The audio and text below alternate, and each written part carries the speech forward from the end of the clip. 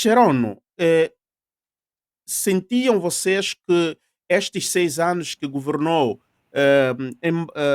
Sissoko, Umaro Sissoko, era um regime militar, porque sabe-se que até Sissoko andava vestido em civil, mas levava sempre o colder com a pistola.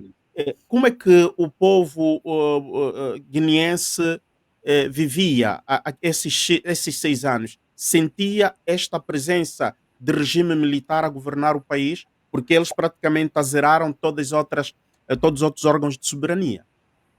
Sim, evidentemente, não é? A militarização do regime era claro. Aliás, também o Umaro Sissoko Embalo muitas vezes fazendo valer do seu passado militar, muito duvidoso, mesmo entre os camaradas de armas, muito duvidoso como é que conseguiu chegar a general, mas independentemente disso teve um passado militar e que fez questão sempre de ressaltar como uma forma também porque, e isso também pode ser entendido dentro daquilo que é o contexto político guineense, onde os militares têm um grande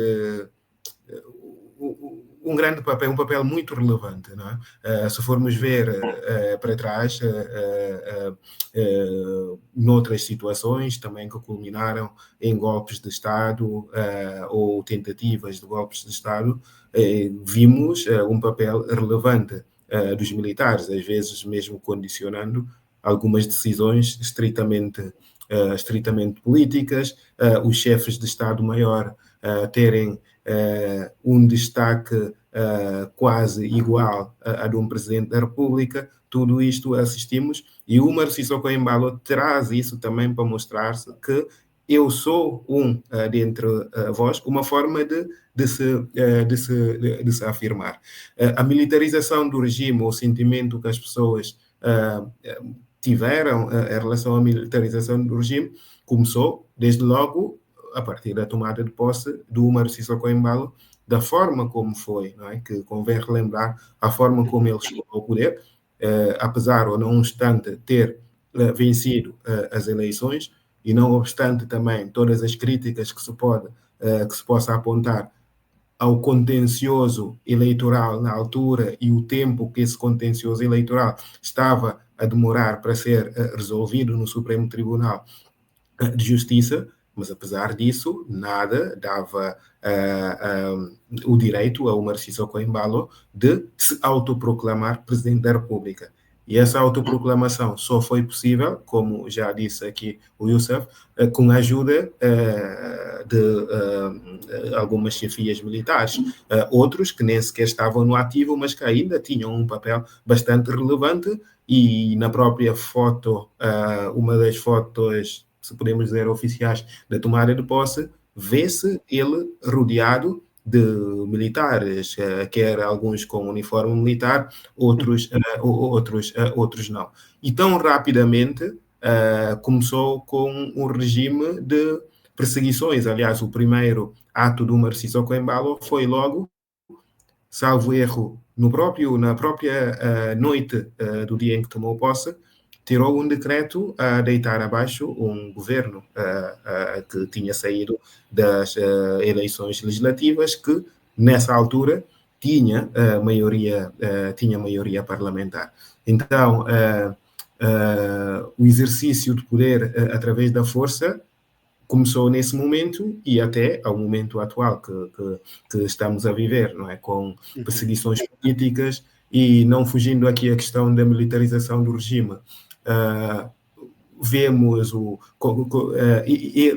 coisa que nem sequer tinha uma grande relevância, mas ele vai buscar o simbolismo de comemorar o Dia das Forças Armadas em detrimento da comemoração do Dia da independência nacional. Por exemplo, houve um ano em que ele simplesmente ignorou a data da independência, porque essa celebração, essa festa, teria que acontecer no dia das Forças Armadas, com uma grande celebração, com condecorações aos militares, e durante este tempo todo, o maior investimento que o Umaro Sissoko Embalo fez foi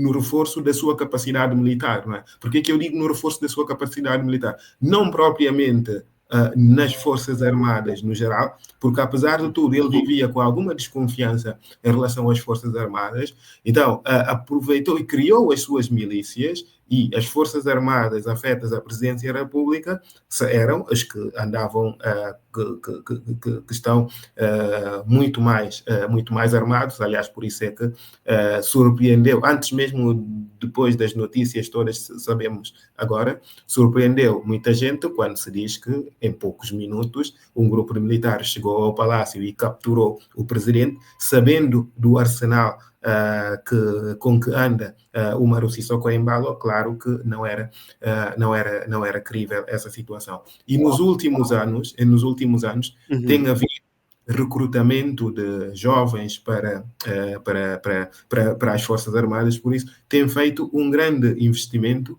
nesse domínio, preparando o terreno para os dias de hoje. Não é? E qualquer militar, quando tinha desconfiança em relação a algum militar, e já tivemos antecedentes também desta questão do golpe de Estado. Não é? Tivemos situações muito mal explicadas até hoje, mas que os únicos resultados que resultaram em perseguições políticas. Tivemos militares que estiveram durante meses, se não anos, detidos porque foram acusados de estarem envolvidos numa eventual tentativa de golpe de Estado que ninguém percebe, e mesmo o próprio Tribunal Militar não encontrou nenhuma prova disso. Aliás, o Youssef fez referência a isso na sua intervenção.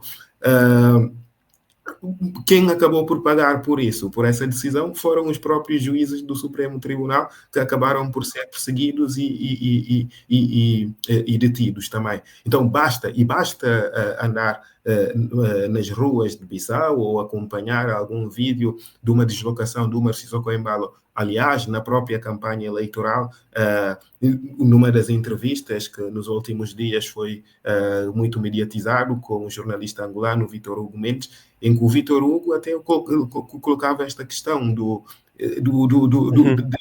arsenal bélico que o acompanha toda vez que ele sai. Toda vez que ele sai, mesmo na campanha eleitoral.